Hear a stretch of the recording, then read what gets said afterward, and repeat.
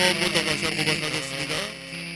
지금까지 지내온 것 주의 크신 은혜가 한이 없는 주의 사랑 어찌 은하냐 찬양되나 주의 손이 항상 살펴주시고 모든 일을 주 안에서 경통하게 하느니 온도감도 연약한 생이마다 살았네 뜻이 부으시니 주의 은혜 족하나니 살아오는 머리에 내가 험한 산길에 내게 주의 손을 굳게 잡고 찬송하며 가리라 주님 다시 내올라니 날로 나가와 누가 웃지 주내 맡겨 벗으라도 얼간데 나를 위해 예비하신 고향 집에 돌아가 아버지의 품 안에서 영원토록 살리라.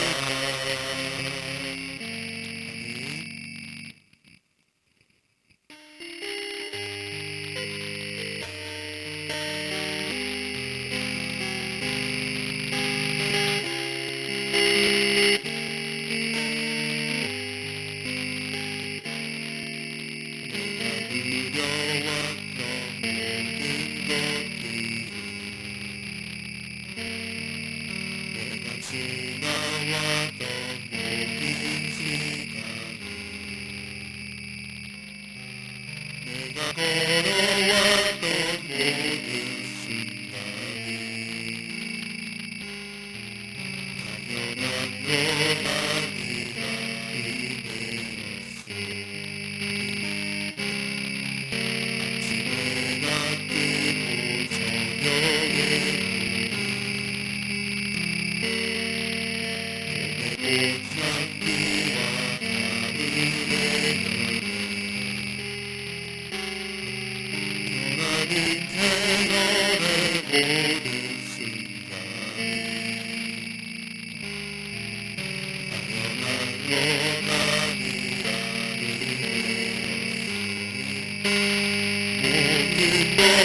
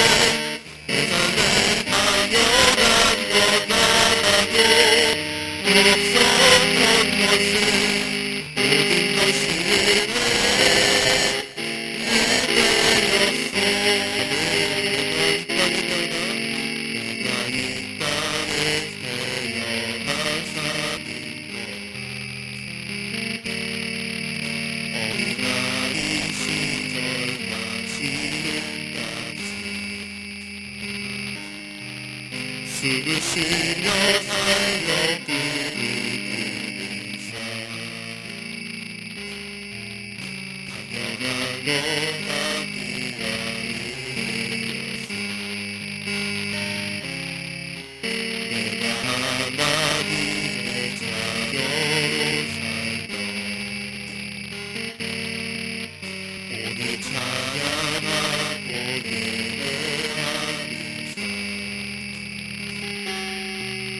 복음을 전할 수 있는 축복이 당연한 건 아니라 은혜였으니 모든 것이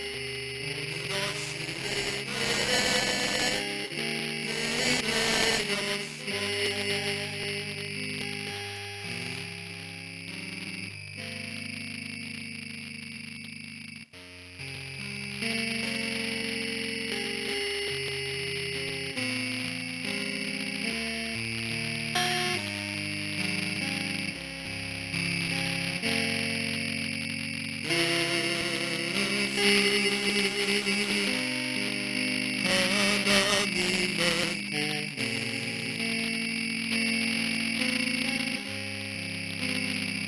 주도 생각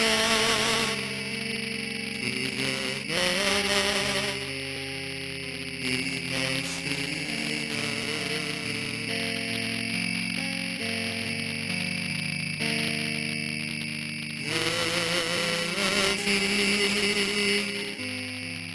재물이 되신 주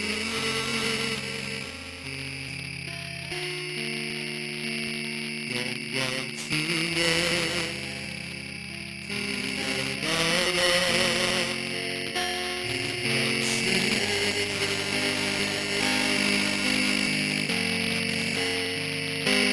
주의 나라 영원하며 그의 영광 누구냐니 왕의 영광 능력이 이제 임하였으니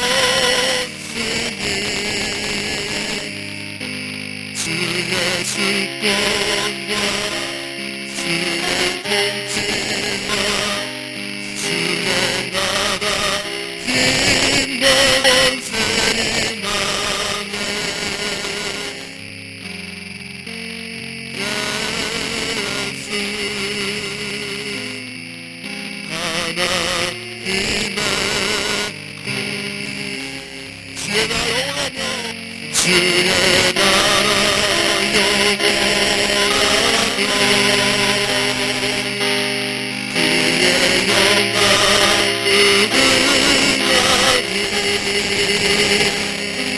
왕의 영광 능력이 이제 임하였으니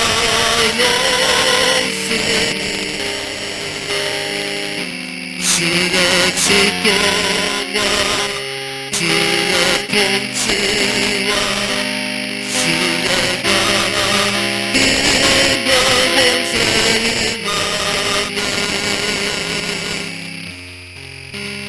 예수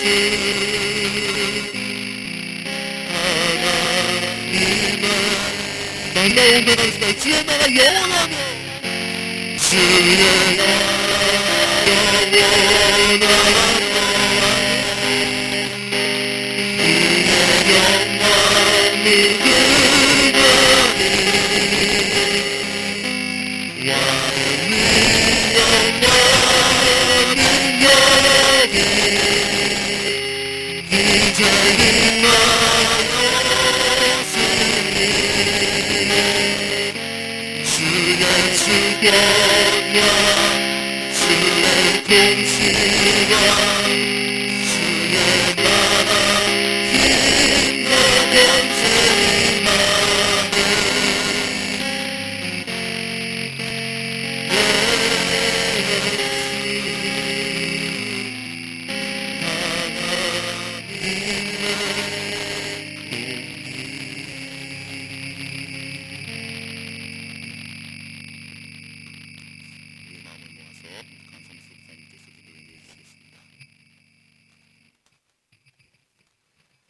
사랑하는 하나님 아버지, 영원히 죽을 수밖에 없는 우리를 주님의 보혈로 구원해 주시고 자녀로 살아주시는 감사와 찬양을 올려드립니다.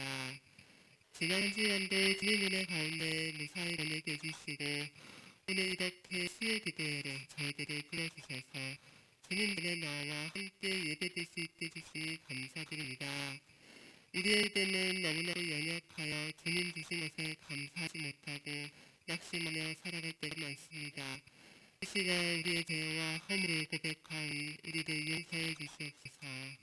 지금까지 지내온 모든 것 오직 하나님의 크신 은혜임을 고백하며 날마다 주님 주신 사랑에 감사하며 살아가게 해 주시옵소서. 우리의 힘과 능력이 아닌 오직 하나님의 도우심을 구하면서 말씀에 순종하며 기도와 간구로 나가는 자들이 주시옵소서.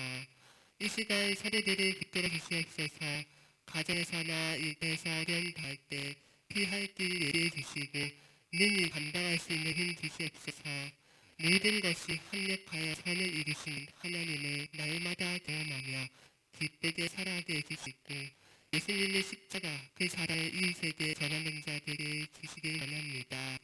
교회 설립 20주년을 맞아 전교인 수련의 준비를 위해 수고하고 계신 분들 기억해 주시고 모든 교인이 수련회를 통해 하느님의 은혜를 맛보며 서로 사랑하며 섬기는 귀한 교회 시간 되게 주시옵소서. 특별히 세우신 담임 목사를 이끌어 주시고 성령님 함께 주셔서 영육간에 강건함 주시고 지혜와 명철과 능력 더해 주시고 성령 충만케 해주시옵소서. 섬기는 모든 교육자분들과 그 가정 위에도 건강 주시고 은혜를 더해 주시기를 원합니다. 이 시간 말씀 전하신 임민영 목사님 위에 함께해 주시고 선포되는 말씀이 영적으로 침체된 영혼에게 영적 회복을 주시고 말씀과 은혜를 사모하는 영혼들에게는 하늘의 신령한 축복으로 채워주시기를 바라옵고 원합니다. 이 모든 말씀 우리 주 예수 그리스도의 이름으로 기도합니다. 아멘.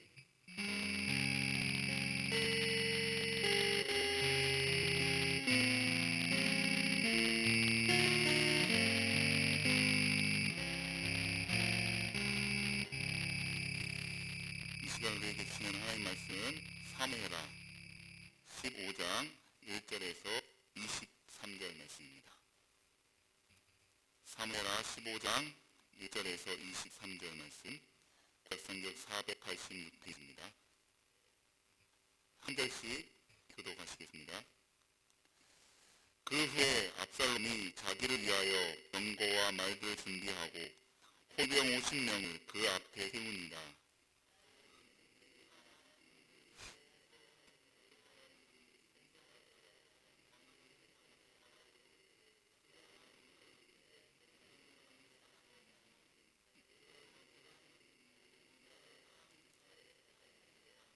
압살롬이 그에게 이르기를 보라, 내 일이 옳고 바르다마는 내 송사를 들을 사람을 왕께서 세우지 아니하셨다 하고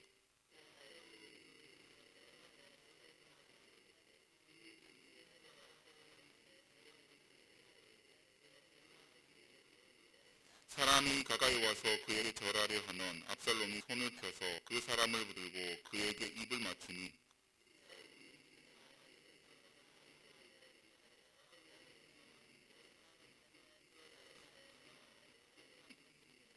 4년 만에 압살롬이 왕께 아뢰되 내가 여호와께 소원한 것이 있사오니 청하건대 내가 헤브론에 가서 그 소원을 이루게 하소서.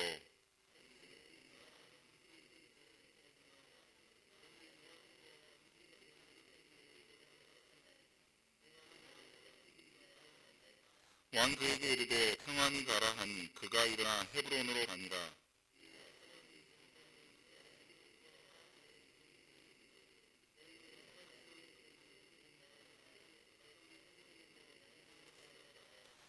그때 청함을 받은 200명이 압살롬과 함께 예루살렘에서부터 헤브론으로 내려갔으니 그들은 압살롬이 꾸민 그 모든 일을 알지 못하고 그저 따라가기만 한 사람들이라.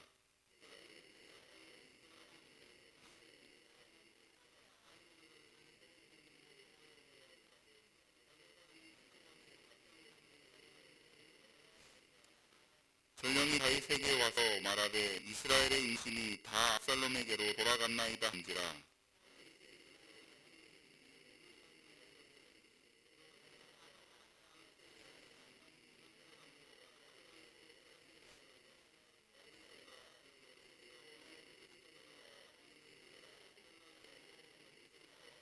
왕의 신하들이 왕께 이르되 우리 주 왕께서 하고자 하시는 대로 우리가 행하리이다. 보소서 당신의 종들이니이다 하더라.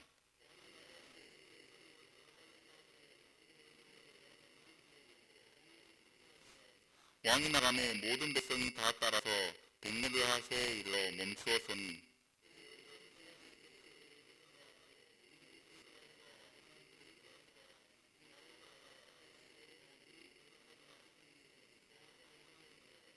그때 왕이 가드 사람 이때에게 이르되 어찌하여 너도 우리와 함께 가느냐. 너는 쫓겨난 나그네이니 돌아가서 왕과 함께 내 곳에 있사.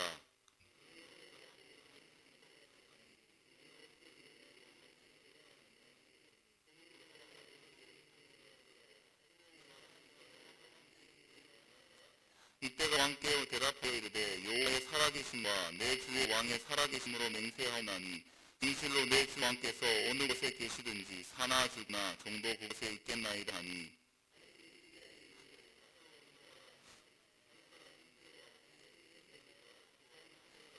다 건너가고 온 땅 사람이 큰 소리로 울며 모든 백성이 앞서 건너가매 왕도 기드론 시내를 건너간 모든 백성이 광야길로 향하니라.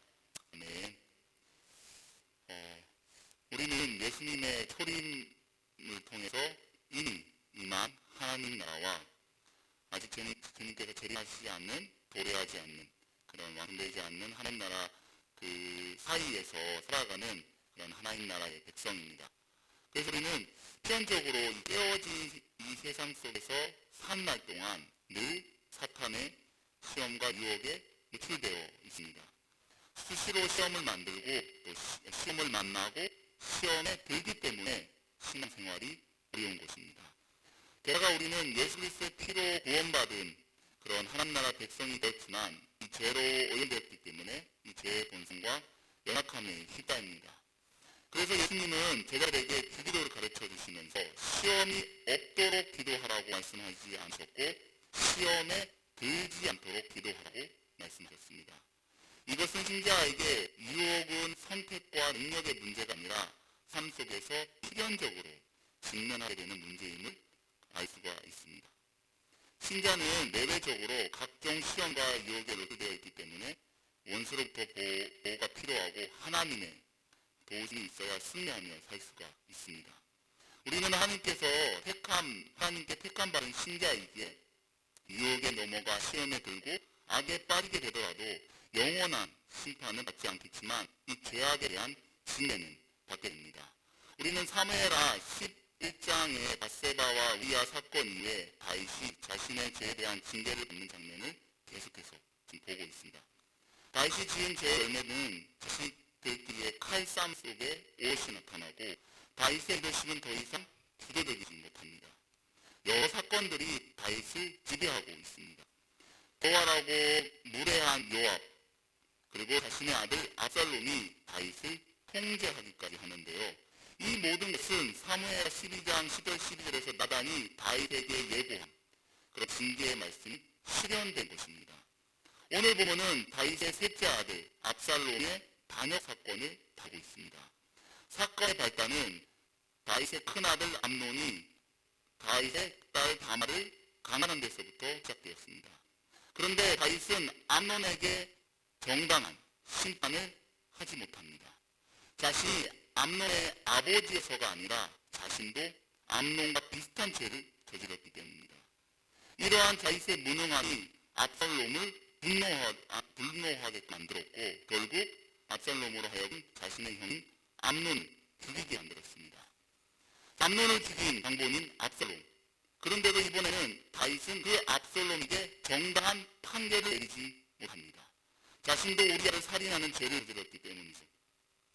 요압에 의해서 3년 망명 생활을 접고 압살롬이 예루살렘으로 돌아왔지만 여전히 다윗은 압살롬에게 어떠한 심판도 내리지 않습니다. 왕으로서 살인자라는 자신의 죄책감 때문에 살인자인 자신의 아들을 제대로 재판할 수가 없었습니다. 이 모습을 지켜본 백성들은 하나님 나라의 공의가 무너진 다윗의 리더십에 불만을 가태할 수밖에 없고 다윗은 통치 말기에 레인덕에 걸리게 되죠. 앞으로 살펴보겠지만 압살롬은 이러한 상황을 교묘하게 이용해서 백성들의 마음을 훔칩니다. 오늘 본문 1절은 그 후에로 시작합니다. 제가 말씀드린 1년의 사건들이 있은 후에 압살롬은 본격적으로 왕권 탄탈을 위한 계략을 준비하기 시작합니다. 그는 반란을 도모하고 자기 왕국을 위해서 전차들과 말들을 모으기 시작합니다. 압살롬은 철병거와 말들을 소유한 이스라엘의 첫 번째 지도자로 기록되고 있습니다. 뿐만 아니라 경호부대인 호위병 50명을 앞세워서 대중들의 이 주목을 끌고 있고 자신의 권력의 화려함을 과시하고 있습니다. 이것은 철저히 계산된 이 나라의 권력을 쥘 것을 욕망하는 이 정복자의 그림자입니다. 그런 그림으로 다윗이 왕으로서 공의를 행할 수 없게 되고 판단력이 흐려지자 압살롬은 스스로 왕국을 위한 재판관이 되고 합니다. 압살롬은 자신의 힘으로 이제 아버지를 심판하려고 하죠. 압살롬은 4년 동안 왕에게 재판하러 오는 사람들에게 자신이 정의를 베풀겠다고 말합니다. 이 판단력과 공의가 무너진 다윗 왕을 대신해서 백성들의 법적인 불만을 해결해줄 재판관으로 자신을 내세운 거죠.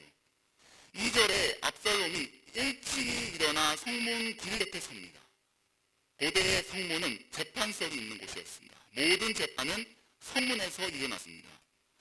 압살롬은 일찍부터 나가서서 매일 그곳으로 오가는 억울한 사람, 원통한 사람, 불만이 있는 사람, 이 성로 들어오는 사람을 체크합니다. 그러면서 하는 질문이 뭔지 아십니까? 오늘 본문 보면 참 이 압살롬의 지략과 이 대략이 대단합니다. 자, 너는 어디 사느냐? 라고 묻습니다. 회심과 지파를 묻고 있습니다.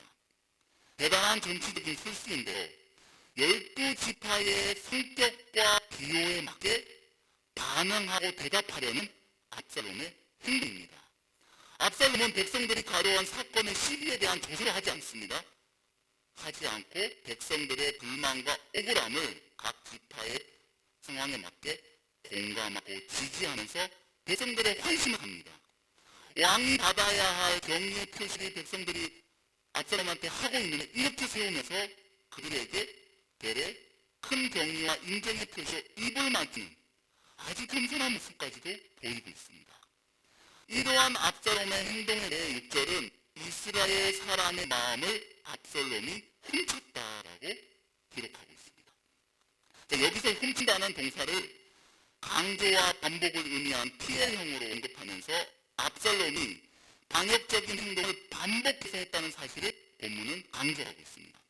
이스라엘 사람들의 마음을 도둑질하는데 성공한 압살롬은 이 지지자들이 상당수 모이자 이 반란을 일으킬 때가 되었다고 판단하죠. 이제는 백성의 마음을 도둑질하는 것을 넘어서 왕자까지 도둑질하려고 합니다.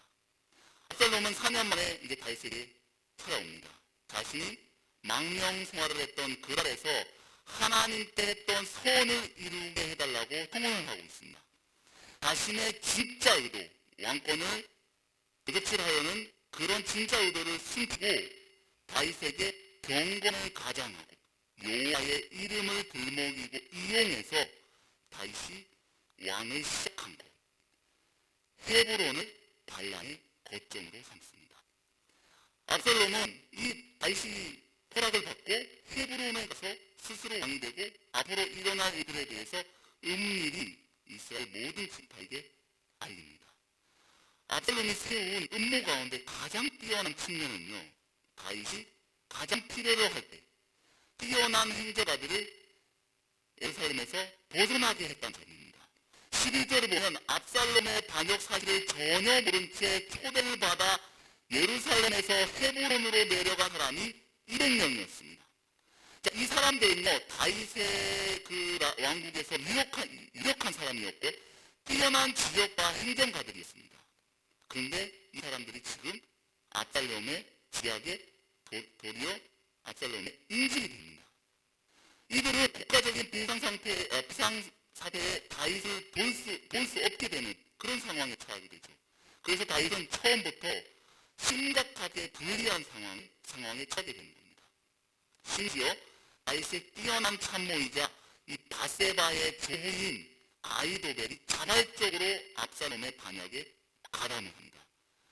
이 사실을 알게 된 다윗이 31절을 보면 하나님께 바짝 긴장해서 하나님께 기도한 것을 보면 지금 아이도벨의 이 사람의 능력을 충분히 상상할 수가 있고 다윗에게는 제갈 공명과 같은 유능한 인재였기 때문에 이 사람이 압살롬에게 넘어갔던 사실은 다윗에게는 엄청난 충격적 사실이었을 것입니다. 이렇게 반역한 일이 점점 커지면서 압살롬에게 돌아온 사람은 많아졌다고 12절에서 표현하고 있습니다.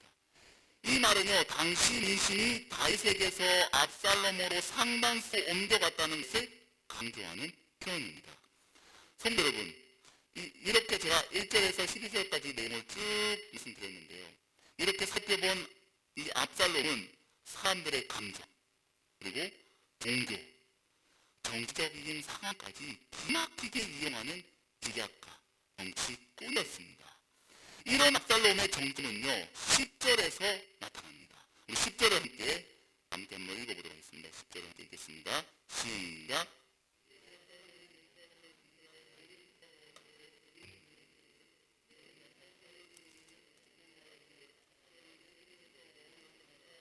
하니라. 아멘.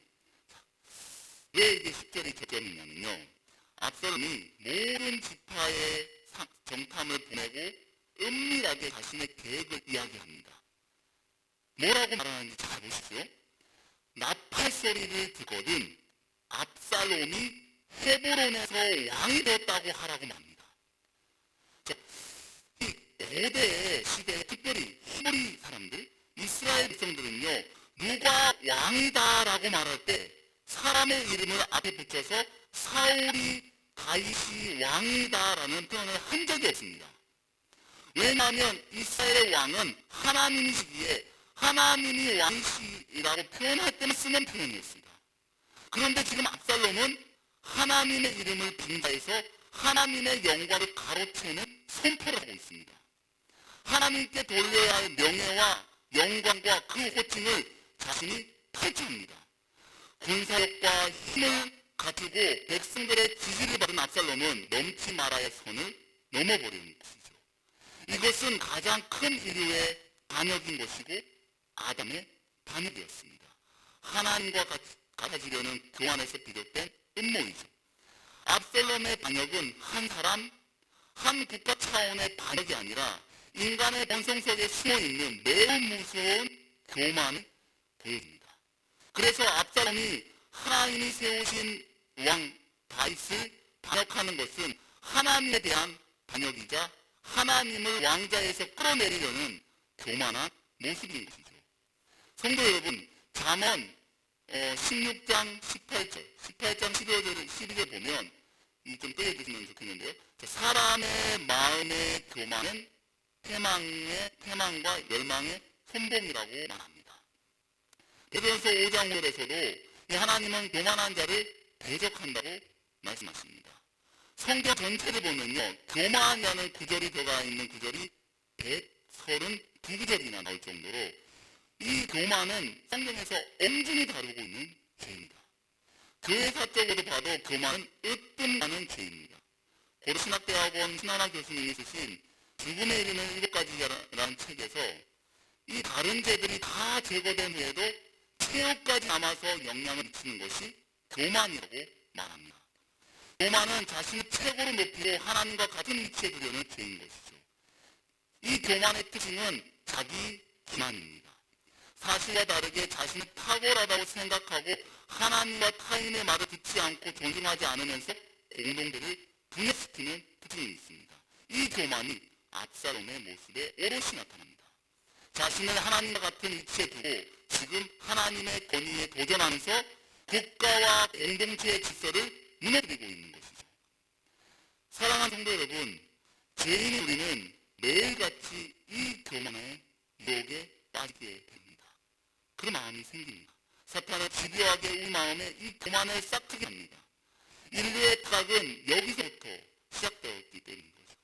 특별히 우리가 경제적으로 먹고 살만하거나 사람의 지지와 인기를 얻고 지적으로 탁월하거나 힘을 갖기 시작할 때 하나님을 잊고 교만하기가 쉽습니다. 신앙생활을 좀 오래 하거나 기도를 좀 많이 하고 은사가 있으면 영적 우월의식에서 나오는 영적 교만까지 쉽게 찾아옵니다.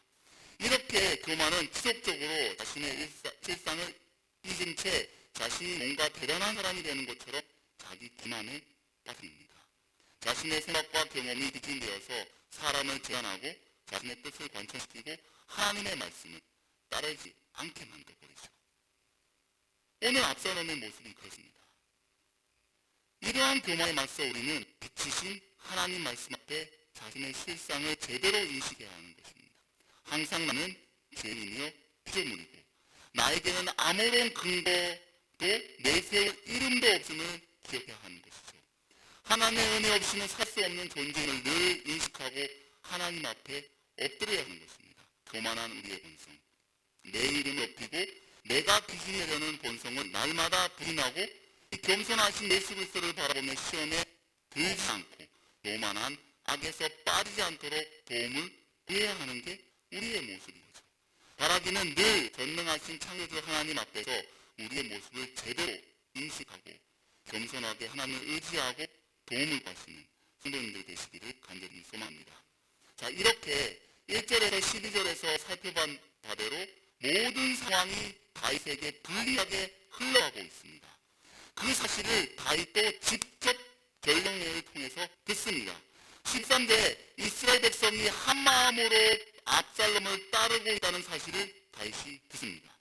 압살롬이 헤브론에서 즉위식을 거행한 반역의 소식을 듣게 되었는데 이 사실은 다윗에게 강력한 위협이 되죠. 결국 왕궁을 등지고 도망가는 길 외에 달리 방도가 없기에 신속하게 목숨을 건지기 위해서 피난길을 떠납니다. 하지만 다윗은 왕궁을 완전히 비우지 않고 10명의 후궁을 남겨서 왕궁을 지키게 하는데요.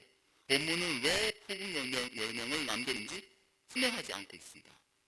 그런데 이게 다윗이 의도한 일이 아님에 불구하고 이 일은 나단이 예언한 징계를 준비하는 그런 계기가 됩니다.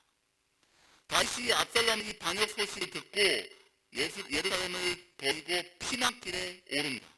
하나님의 대리 통치자이자 하나님 나라를 드러내는 다윗 왕국이 큰 위기를 맞아 몰락해가는 모습을 보여주고 있습니다. 근데 말이죠, 이 다윗 자신이 지은 죄에 대한 열매와 대가를 치르고 있는 상황임에도 불구하고 하나님이 택하신 다윗을 향한 하나님의 은혜도 계속되고 있습니다. 죄의 징계를 받고 있음에도 하나님의 은혜는 계속 지속되고 있는 장면이 오늘 본문에 나타납니다.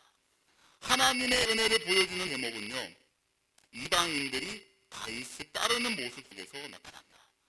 다윗을 따르는 백성이 그와 함께 예루살렘 변방에 있는 먼 궁이라는 뜻이 있는 벳렛르앗에 이르릅니다.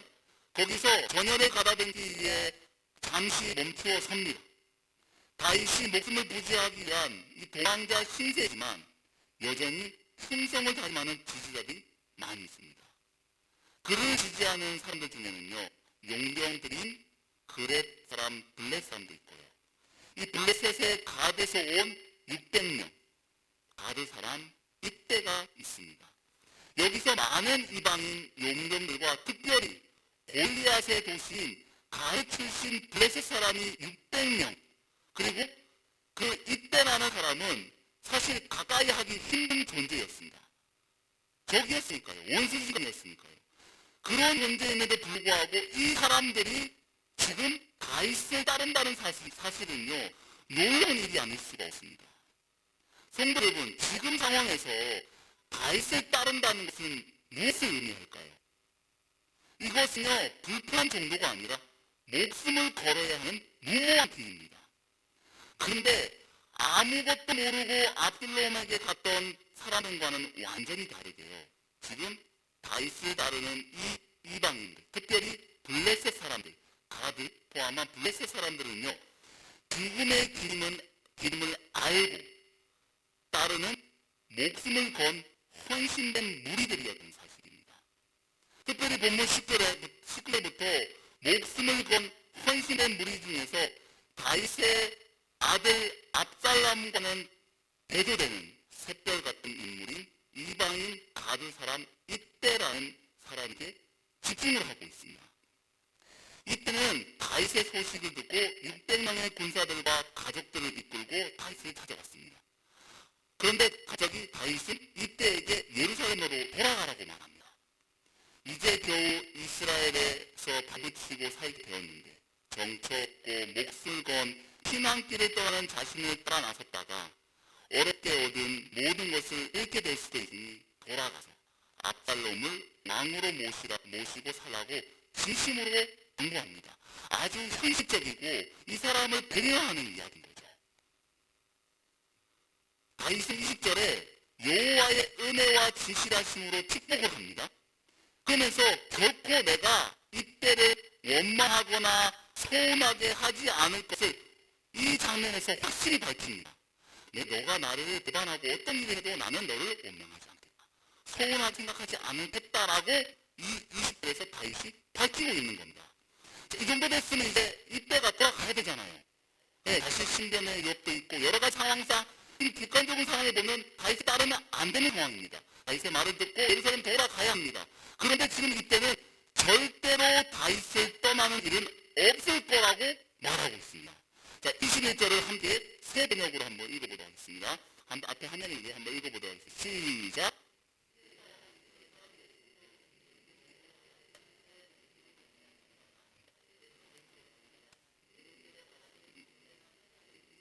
이 정도 따라가겠습니다.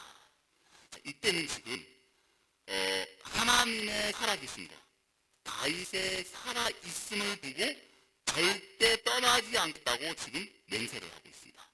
성도 여러분, 이때의 고백을 보면 떠오르는 장면과 구절이 있습니다. 자, 그것이 뭘까요? 네? 또 누가 얘기하셨네요. 성경 잘 아시는 분인 것 같습니다. 나오미의 며느리 이방인 모압 여인 룻이 나오미에게 했던 고백과 거의 비슷합니다. 루키 1장을 보면요, 희락과 기쁨이라는 이름의 나오미가 등장합니다. 유다 베들레헴에서 큰 희년이 들어서 자신의 이름과 다른 상황을 맞닥뜨려서 결국 약속의 땅에서 벗어나 이방인 땅인 모압 지방으로 가서 살게 됐는데 그곳에서 남편과 아이를 다 잃고 가부가 됩니다. 결국 두 며느리와 가부가 된 자신만 남게 되는데 여자 셋만 남았다는 것은 집안의 대가 끊어졌다는, 거의 끊어질 수밖에 없는 상황이라는 것을 보여줍니다. 나오미는 하나님께서 백성을 돌보시고 베들레헴에 양식을 주셨다는 소식을 듣습니다. 나오미는 그의 인생의 막다른 골목에서 자기 백성과 언약을 맺으시고 그 언약대로 역사 가운데 개입하시고 신실하게 백성을 돌보시는 여호와 하나님을 소식을 듣고 그 하나님을 바라보고 돌이켜 회개하며 예루살렘으로 돌아갑니다. 베들레헴으로 며느리를 데리고 돌아오다가 국경을 넘기 전에 두 며느리를 돌려보냅니다. 며느리들은 남편의 아이가 있는 것도 아니고 그렇다고 재산이 있는 것도 아니며 나오미의 남편이 살아서 아들을 낳아 대를 이어갈 자녀를 가질 수 있는 상황도 아니었습니다. 그래서 나오미가 모압에게 얻은 며느리들을 위한 유일한 배우는 재혼을 위해서 자기 고향 땅으로 보내는 것입니다. 그래서 고향으로 돌아가서 재혼할 것을 권면을 하죠. 나오미의 권유에 큰 며느리 오르바는 돌아갑니다. 당연하죠. 이 상황을 객관적으로 다 알고 있는. 그런데 롯은 떠나지 않고 남게 됩니다. 룻의 소망은 세상의 관점에서 재혼이 아니라 나오미가 섬기는 여호와 하나님께 소망이 있었습니다. 그래서 룻은 맹세하며 어머니를 떠나지 않을 것이라고 말하고 자기가 죽는 일을 위해 어머니를 떠나면 여호와께서 벌을 내리시기를 원한다고 말합니다. 룻은 이 말을 이제 여기 보시면 1장 16절 17절 보시면 어머니의 백성이 나의 백성이 되고 어머니의 하나님이 나의 하나님이 되시라고 신앙을 고백합니다. 여기서 룻이 어머니라는 말을 이 두 구절에서 8번이나 반복해서 사용합니다. 이것은 시어머니 나오미와의 관계를 보여줄 뿐만 아니라 나오미를 통하여 믿음을 가지게 되었다는 사실을 보여주는 대목입니다. 나오미는 며느리 룻에게 그의 남편 엘리멜렉과 사랑하는 두 아들과 풍족한 자손을 잃어버린 원인을 설명했을 것입니다. 마치 오늘날 아메리칸 드림처럼 여겼던 그 모압 드림이 얼마나 잘못되었는지도 설명했을 것입니다. 그리고 때마침 여호와께서 자기 백성을 찾으셔서 약속의 땅 가나안에 은혜를 베풀고 계시다는 소식을 듣고는 이제 약속의 땅으로 돌아가야 한다는 것도 설명했을 것입니다.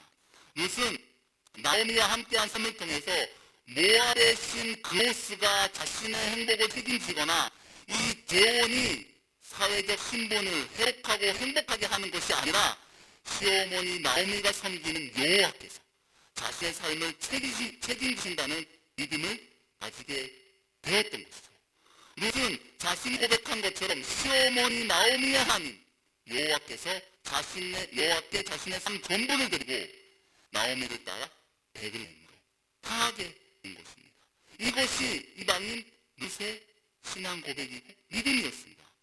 오늘 본문에 이방인 가드 사람 이때도 동일하게 신앙 고백을 한 것입니다.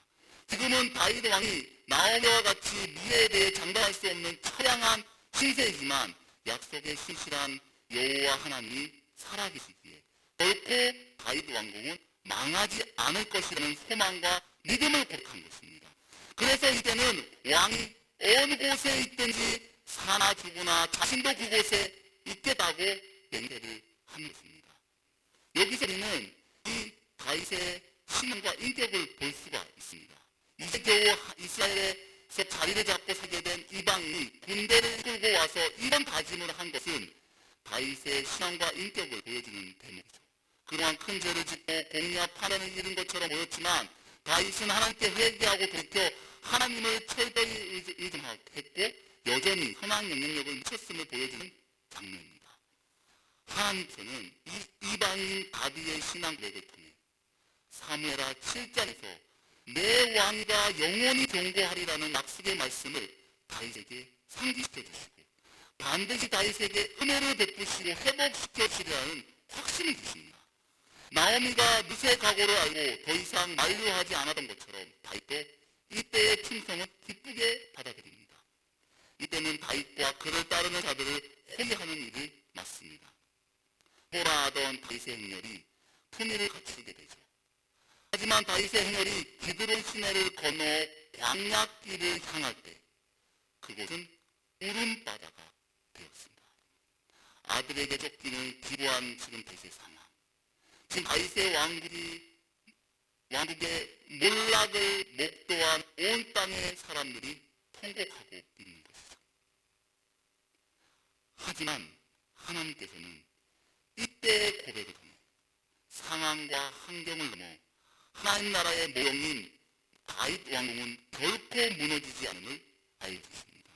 하나님 나라의 대리 통치자인 다윗과 그 왕국은 압살롬의 반역이라는 큰 위기를 맞아 몰락하고 예루살렘을 빼앗기고 두려움과 큰 슬픔이 엄습해 오지만 결코 흔들리지 않을 것이라고 말씀해 주십니다. 다윗은 예루살렘을 버리고 떠나야 했지만 하나님은 다윗을 떠나지 않으시고 하나님은 살아계시기에 그 나라는 영원한 것입니다. 이 땅에서 악한 세력으로부터 하나님 나라는 위협을 당하고 위협이 거세져서 악한 자들이 이기는 것 같고 외형적으로 하나님 나라가 무너지는 것처럼 보여도 그 위협은 잠시뿐이고 그 누구도 그 무엇도 하나님을 대적할 수 없기에 하나님 나라는 영원한 것입니다.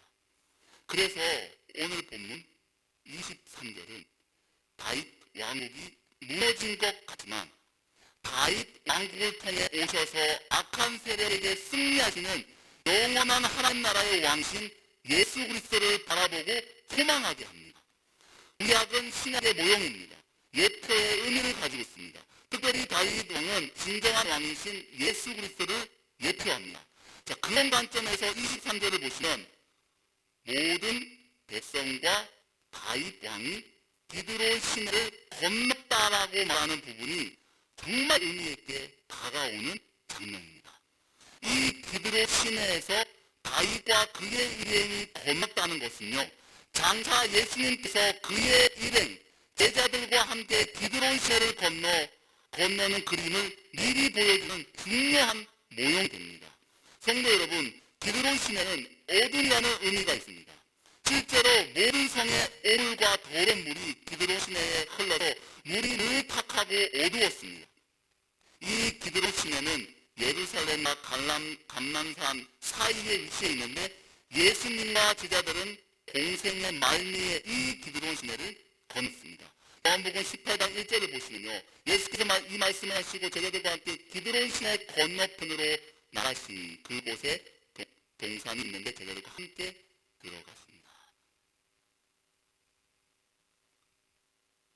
기드론 시내를 건넌 다음 겟세마네의 기도를 거기서 동산에서 기도를 드리시고 반역자 유다에게 팔려서 십자가를 지십니다. 결국 어둡고 주름이 깃든 기드로운 신을 건너신 예수님께서 십자가를 지심으로 우리에게 구원의 은혜를 맛보고 맑은 생명수를 마시게 하셨습니다. 주님께서 기드로운 신을 건너 십자가에 죽으심으로 악에게 승리하셨고 영원한 하나님 나라를 견고하게 세우셨습니다.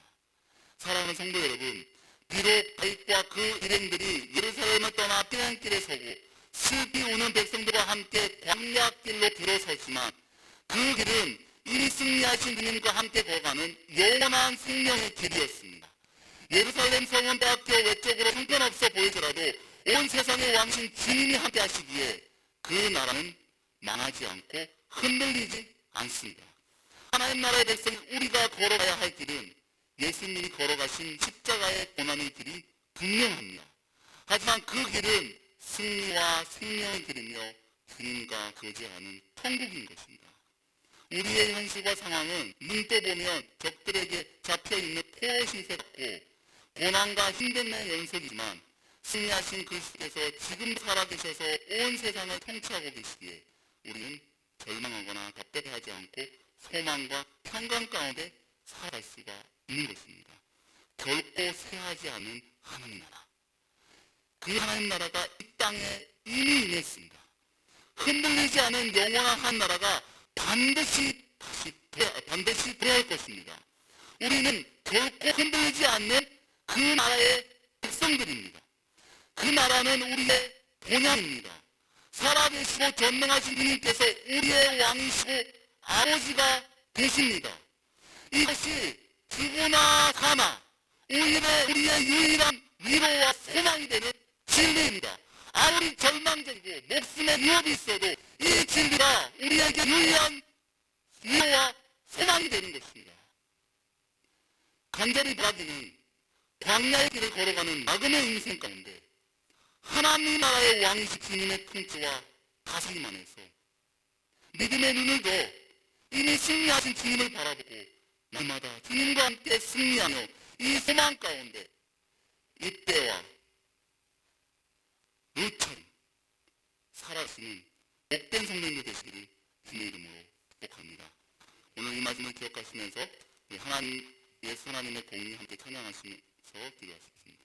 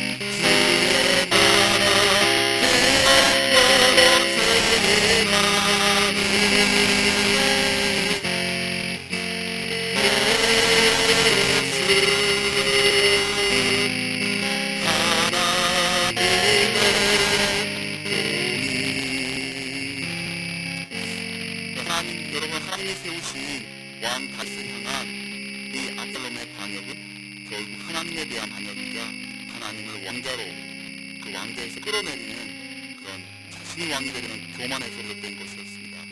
군사력과 힘을 가지고 백성들의 지지를 받은 압살롬은 넘지 말아야 손을 얹고 하나님의 영광을 가로채는 교만한 모습을 보입니다. 이것은 압살롬 개인의 문제를 넘어 아담의 선인 우리 안에 늘 꿈들대는 하나님 향한 반역이자 교만입니다. 자신이 기준이 되어서 왕이 되어서 하나님과 같은 위치에 두려는 교만은 늘 우리를 유혹하고 괴롭힙니다. 오늘 주신 말씀에 비추어 우리 자신을 한번 돌아봤으면 좋겠습니다.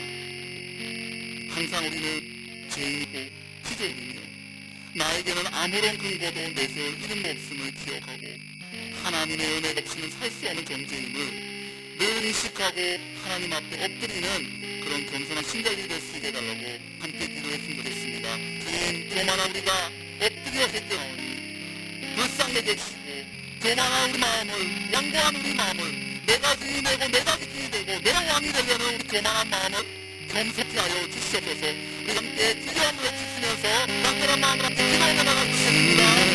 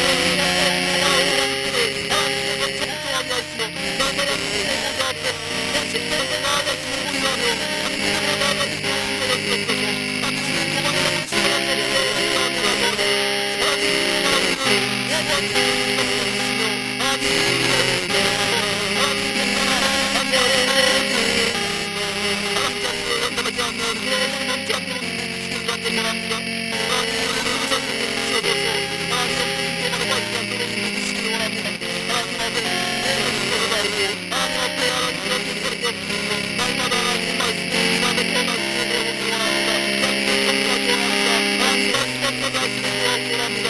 그래서 깨닫고 알게 하여 주시고 하나님 여러분이 날마다 하나님 말씀에 주었고 하나님 앞에 겸손하게 주시옵소서. 하나님의 말씀 앞에 하나님 여러분이 앞에 서서 여보나 앞에서 그 하나님 주관하게 하나님을 바라오며 하나님 앞에서 겸손하게 주님의 왕이여 우리 주님을 고백하며 나는 성민을 구분하며 우리 삶의 기회를 주시기 원합니다. 또한 우리 하나님 우리의 것이 왕권 우리의 사랑의 하나님을 주시기를 간절히 원합니다. 하나님의 하나님 말씀에 하나님께서 우리의 주시기를 간절히 원하오며 주의 함께하여 주옵소서. 이스라엘의 말씀을 돌아가며 기도하오며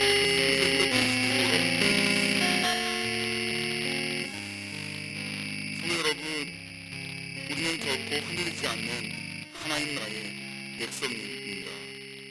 그 나라는 우리가 돌아가야 할 분양입니다. 그 나라의 왕신 주님께서 우리의 아버지가 되셔서 우리와 함께하십니다. 이것이 광야길을 걸어가는 우리에게 큰 위로와 소망이 됩니다. 우리의 현실과 상황은 고난과 힘듦의 연속이고 좁은 길을 걸어가야 하는 십자가의 길이지만 그 길은 이미 승리하신 주님과 함께 걸어가는 영원한 생명의 길입니다. 우리 주님께 기도합시다. 우리에게 믿음의 눈을 열어주셔서 어둠을 넘어 빛을 보게 하시고 악에게 승리하시고 온 세상을 다스리신 주님을 바라볼 수 있게 달라고 기도합시다. 그리하여서 녹록지 않은 현실 속에서 절망하거나 답답해하지 않고 소망과 평강 가운데 살아갈 수 있는 그런 천국 백성 될 수 있게 달라고 우리 다시 한번 간절한 마음으로 기도하며 나갔으면 좋겠습니다. 함께 기도하겠습니다. 하나님 아버지, 이 시간 우리가 하나님 우리께서 우리의 존재에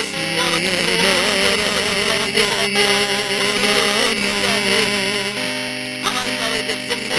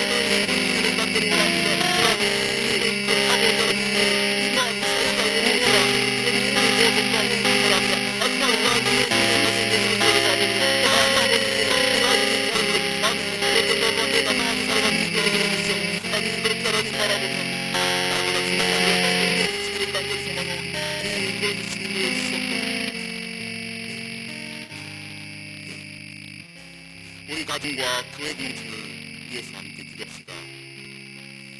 우리 가정과 교회가 흔들리지 않는 유일한 길은 주님께서 주인과 왕이 되시는 것입니다.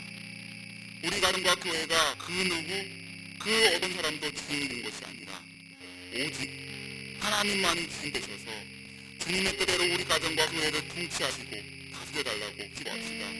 말씀과 사랑과 성령으로 다스리시는 주님께서 우리 가정과 자녀들을 지켜 보호해 주시고 하나교회와 분리개척교회를 온전히 통치하셔서 주의 백성들이 한보다 앞서지 않고 하나님의 인도하심의 보혈을 맞춰 걸어가면서 하나님을 닮은 그런 우리 순수한 공동체가 될 수 있게 해달라고 기도합시다. 그리고 3일 앞으로 다가온 종교인 수영회에 크신 은혜를 베풀어 주셔서 우리가 준비한 프로그램을 넘어서 일하시는 하나님의 선한 손길이 가득한 그런 수영회가 될 수 있게 해달라고 우리가 공동체와 가정을 놓고 함께 간절한 마음으로 다시 한번 기도하 나갔으면 좋겠습니다. 하나님 아버지, 우리가 가정과 수영의 교회를 기도하는 데 바라고 나아갑니다. 하나님, 가정과 교회가 하나님께 하는 인간들은 주님께서 주시는 것입니다. 주님께서 그 어떤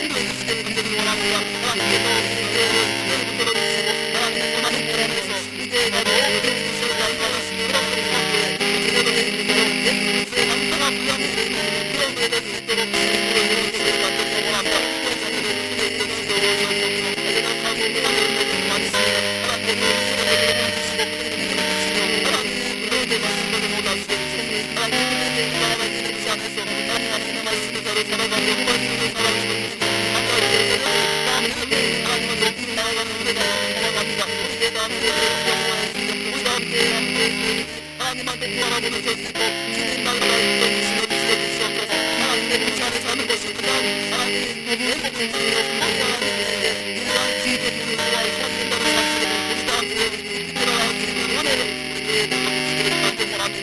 하나님 주시고 은혜의 은혜를 도와주시옵소서. 하나님 우리 교회를 어떻게 되시기를 간절히 원합니다. 하나님 은혜가 너무 충만하게 되기를 간절히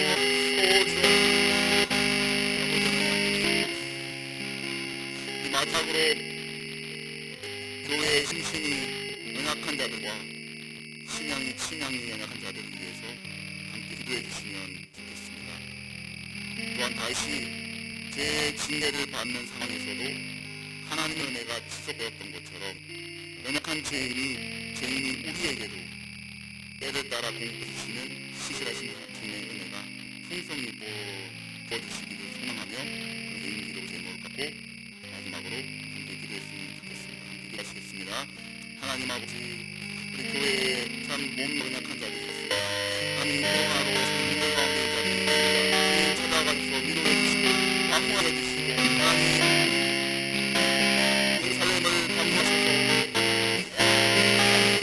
워낙 그들을 돌보았던 주님께서 지금 슬픔이나 가슴 가운데 찾아와 주시고 방문해 주셔서 위로해 주시고 받으시길 원합니다. 하나님 연약한 자들이 있습니다. 믿음의 힘을 주시고 그들에게도 하나님 하나님 나라를 주시고 하나님을 바라보시는 믿음을 주시기를 간절히 원합니다. 하나님 다윗이 죄의 순결을 받는 상황에서도 하나님의 은혜가 지속되었던 것처럼 연약한 우리가 하나님 전체 가운데 이 시험에 살아가는 우리의 속에서도 하나님께서 따라따라 공급해 주시는 그런 시시하신 주님의 은혜를 우리가 나마다 우리 꿈을 보여주시기를 간절히 소망합니다. 하나님 이런 요즘을 갖고 하나님 기도하며 나아가오니 우리가 하나님 앞에 기도를 응답하고 오늘도 찬송을 합니다. 하나님 예배를